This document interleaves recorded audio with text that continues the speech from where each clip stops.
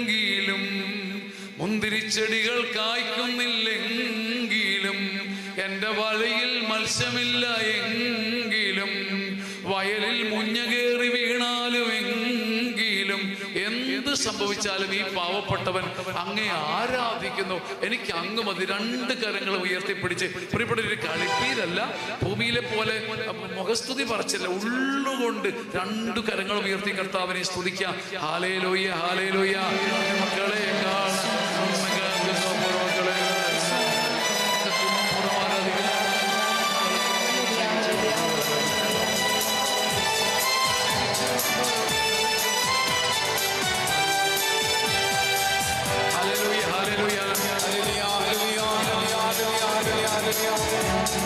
അപ്പനെക്കാളും സ്നേഹിച്ചുകൊണ്ട് ആരാധിക്കുന്നു. Hallelujah, hallelujah, hallelujah, hallelujah. പരിശുദ്ധ പരമദിവ്യ